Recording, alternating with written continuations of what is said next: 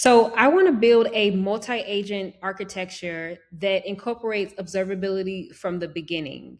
And in order to do this, I want to use a few tools, and that's going to include Opentelemetry, Langfuse, and LaunchDarkly. Now, the reason why it's important for us to collect this data or these different metrics is we want to be able to understand what's happening within our system, whether it's an AI system or a traditional system, at all times. If you think about it, when you go to the doctor and you're able to get your health assessed, they're going to look at your vital signs. They're going to look at your blood pressure, your oxygen levels. These are going to tell them if there's a problem happening underneath the system or underneath the hood. In the same way, when you're looking at your AI system, you want to understand the token usage. You want to see the tool calls. You want to be able to see the temperature and the prompt response. This is going to help you to understand what's happening at all times. And if an issue arises, you're able to debug it from a fully informed state. Now, because monitoring AI systems is so nuanced, we have industry standards like Opentelemetry. Because of its vendor neutral characteristic, you're able to collect data and send it to whatever observability backend that you want to. And everything is pretty much the same process, whether you're using LaunchDarkly or whether you're sending it to another observability backend. Now, in this video, we'll go through from start to finish just how you can set up Opentelemetry for your AI application, send all of your metrics to LaunchDarkly as well as to Langfuse, and be able to set up things like a feature flag to attach it to your OTel traces, as well as setting up a guarded rollout to be able to control whether or not your feature is available to your users. If it's causing an issue, you can roll it back.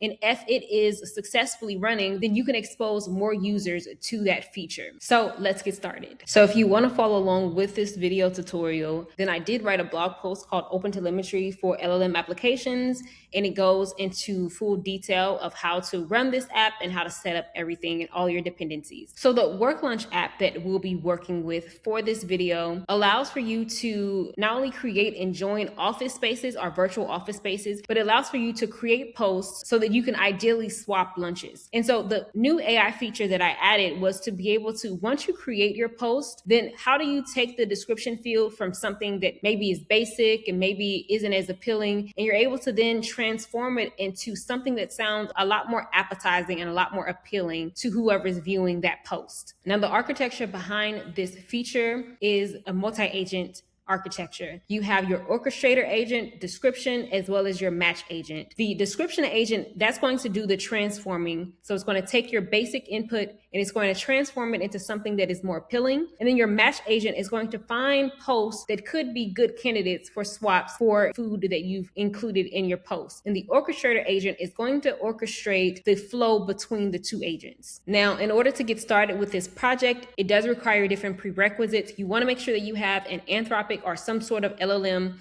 account like OpenAI or whatever the case may be. You want to have a LaunchDarkly account for setting up feature flags and guarded rollouts. You want to have Langfuse as your alternative observability destination. And then you want to have Supabase for being able to set up authentication and also storage. So once you clone the WorkLaunch repo here, and you're going to clone it based on the OTel LaunchDarkly Langfuse branch, so you're going to clone this repo, and then once it's cloned, you want to set your environment variables. Now, once you have your environment variables set up, you want to make sure that your Supabase is set up. So you can create a new project, and then when you go to the Supabase directory, it's going to take you to Supabase and then migrations.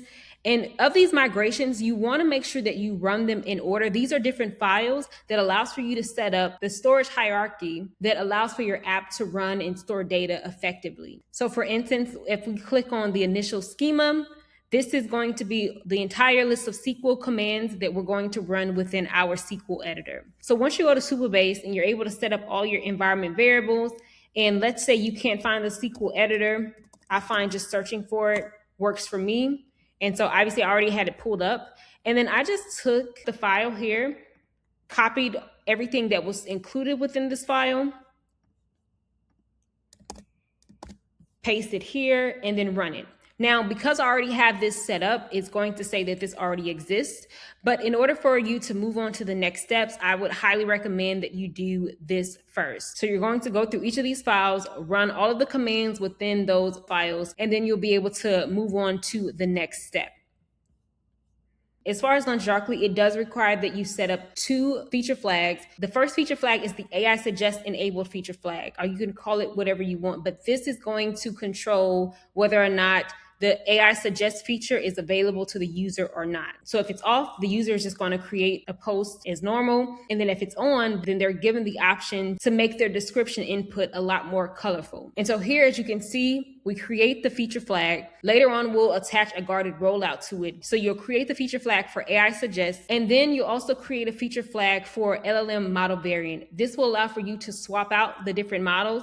You can also create a AI config that allows for you to do the same thing. But the feature flag that we'll focus on for this tutorial will be the AI Suggest enabled feature flag, because this will allow for us to roll back different changes based on something like token usage, or if costs were to get to a certain point, we can roll back this feature and allow for the users to use the original code. For Langfuse, you're also going to create a new project. So I've already created a project. This is called the WorkLaunch LLM Suggest. And within this project, I'm going to grab my public key and my secret key. And the reason for this is because I'm going to run this command within my terminal using my public key as well as my secret key. And that's going to give me my base64 auth header. Once you have all of that set up, you're going to go to your terminal and run your OTel collector and as well as your application. You take this here.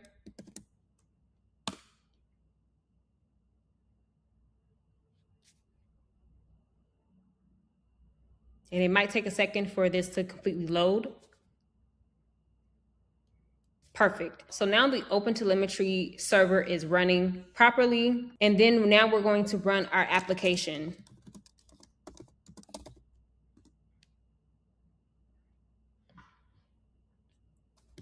Yes.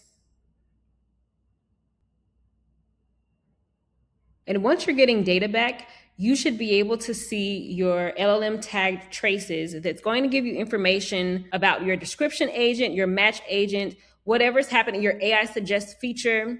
And it's going to have the LLM tag, and that's going to let you know that this is coming from your Opentelemetry setup. Now that we have our full setup, including our feature flags and also our Opentelemetry collector, we can now trigger a guarded rollout for the AI Suggest enabled feature flag. Now, in order to do this, you have to decide which metric you want to trigger the guarded rollout. And in this case, we want to use the AI tokens total. And you'll need to create a custom metric in order to set this up properly. You'll choose a value size, value/size, and then sum. Then you want it to be the average for each user where lower is better. That means that if their token usage is lower, then that's a good thing. And if it's higher, obviously that would be a bad thing.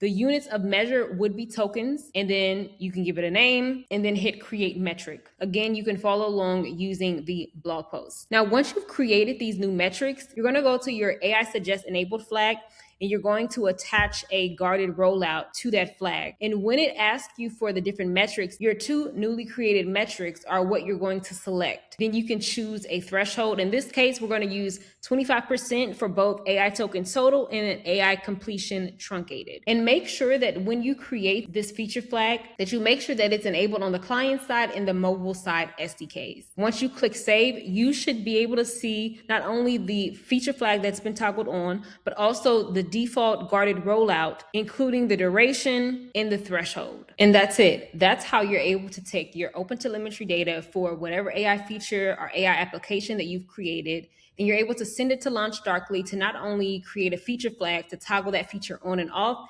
based on any type of problems or issues that may arise in your logs, metrics, session replay, but then also you can set up a guarded rollout to be able to automatically roll back the changes if it reaches a specific cost threshold.